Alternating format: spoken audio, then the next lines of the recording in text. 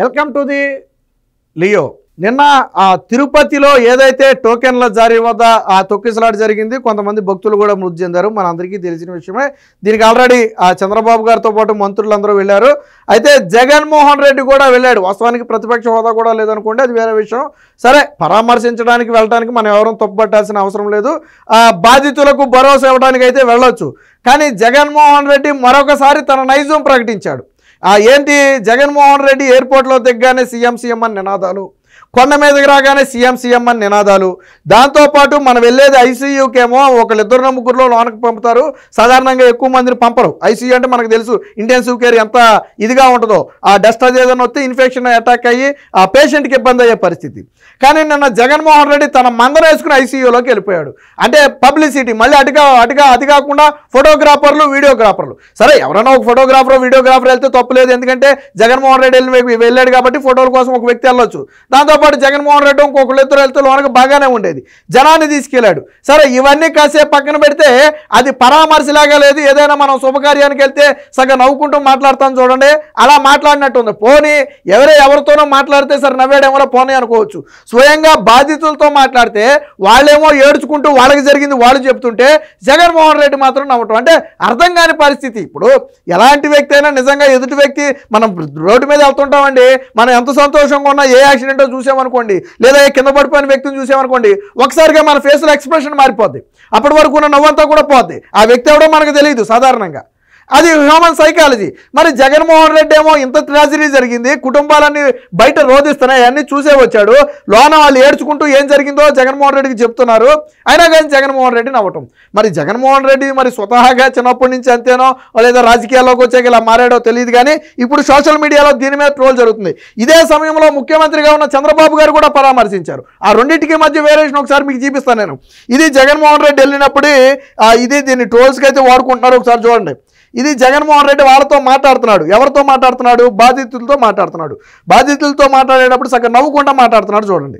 అదిగో ఆ నవ్వు ఎందుకు వస్తుందో మనకైతే అర్థం కాల. ఇప్పుడు ఎవరితో మాట్లాడినా, డాక్టర్తో మాట్లాడినా, పేషెంట్తో మాట్లాడినా, పక్కనున్న ఆ బంధువులతో మాట్లాడినా నవ్వు ఎందుకు వస్తుంది మనకి? మేము మాట్లాడేటప్పుడు రాదే నవ్వు, నవ్వుకుంటూ మాట్లాడాడు. మరి ఆ నైజం ఏంటో అర్థం కావట్లేదు ఎవరికి. సరే, ఇది కాసేపు పక్కన పెడితే ఇది చూడండి. జగన్మోహన్ రెడ్డి వచ్చిన పని దేనికోసం వచ్చాడు? జగన్మోహన్ రెడ్డి పరామర్శ కోసం వచ్చాడు. కానీ ఇక్కడ వీళ్ళ అభిమానులు ఏం చేస్తున్నారు చూడండి ఒకసారి.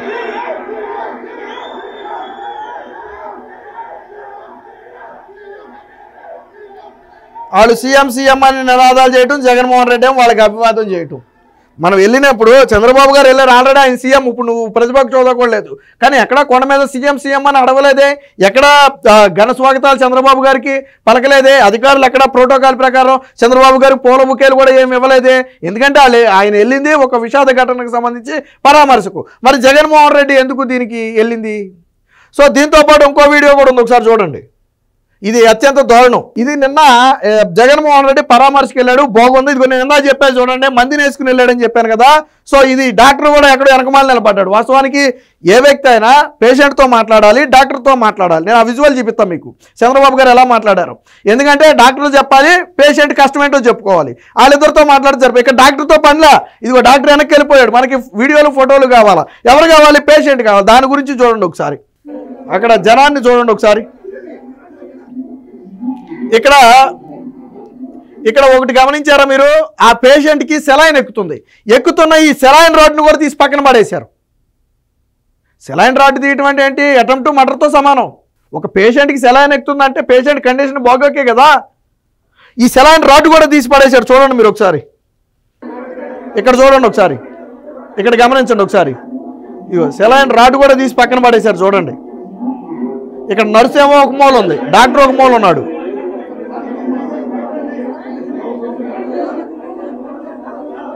సో అదిగో పరిస్థితి చూడండి. డాక్టర్ని కూడా రానివ్వట్లా, నర్సుని రానివ్వట్లా. మరి ఇది పబ్లిసిటీ కాదా? జగన్మోహన్ రెడ్డి వెళ్ళింది పబ్లిసిటీ స్టంట్ కోసం కాదా? నువ్వు బాధితుల బాధలు తెలుసుకోవాలంటే ఇలా ఏమర్థమవుతుంది నీకు? అక్కడ వాళ్ళు చెప్పింది అంత జనంలో ఆ సౌండ్లో నీకేమర్థమైంది?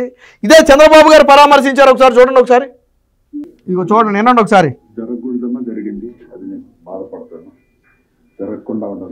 ఎక్కడైనా తోపిలాట కానీ, ఎక్కడైనా గుద్దుకోవటం కానీ, లేకపోతే ఏదైనా డిస్టర్బెన్స్ కానీ ఏదైనా ఉందా? మాట కూడా ఎంత స్పష్టంగా అర్థమవుతుందేనండి. చంద్రబాబు గారు కూడా ఎంత హుందాగా తప్పును ఒప్పుకున్నారు చూడండి. జరగకూడదు కానీ జరిగింది దురదృష్టకరమని చెప్పి స్వయంగా ఆయనే ఒప్పుకున్నాడు. ఒకసారేనండి.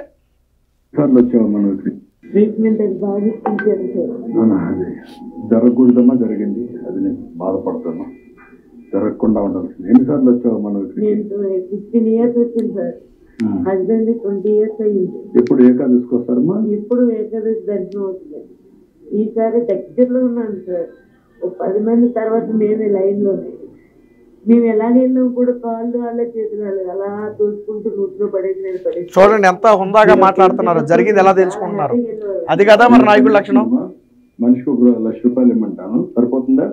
ఇక్కడ చూడండి ఎవరున్నారు ఇక్కడ? చంద్రబాబు గారు, డాక్టరు, పేషెంట్. వేరే వ్యక్తి ఉన్నాడు అక్కడ? వేరే వ్యక్తి ఉన్నాడు ఎక్కడైనా సరే?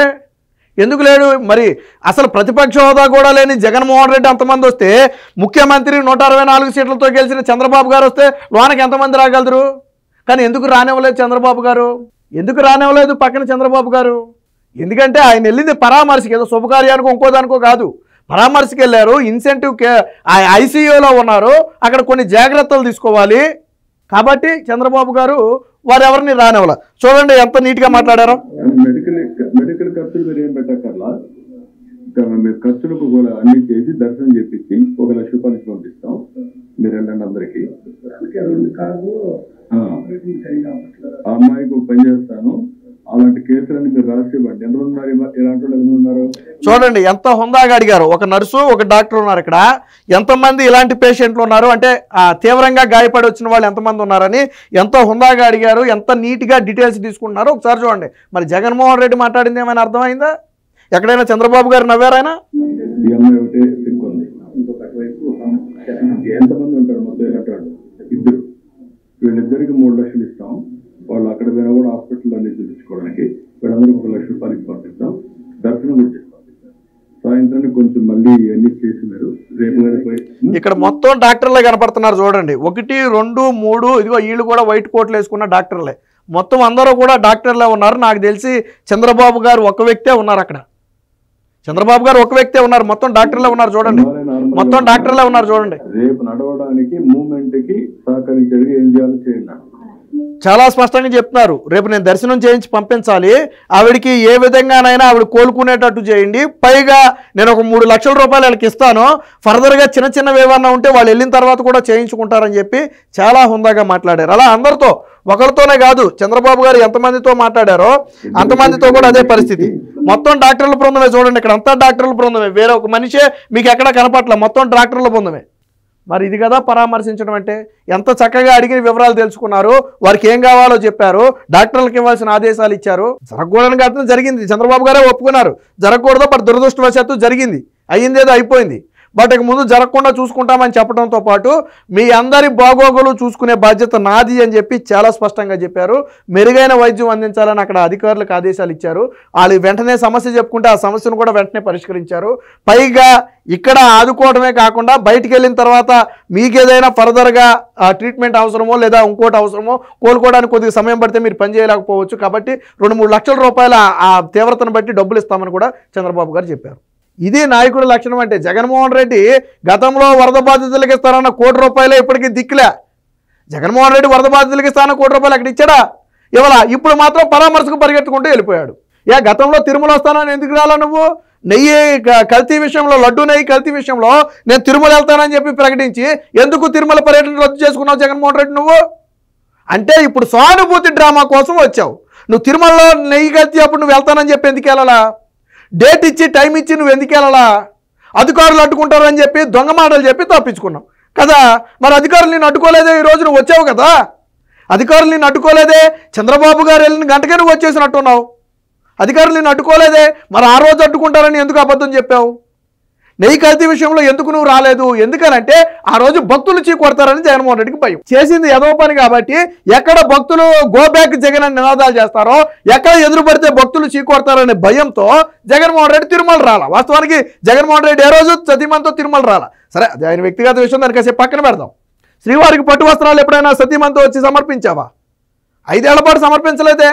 ఇది ఒక నాయకుడికి రాజకీయాలు చేసే వ్యక్తికి మధ్య ఉన్న తేడా ఏంటంటే జగన్కి చంద్రబాబు గారికి ఉన్న మధ్య తేడాను చూస్తే అర్థమవుద్ది. Please subscribe to Leo News for more videos.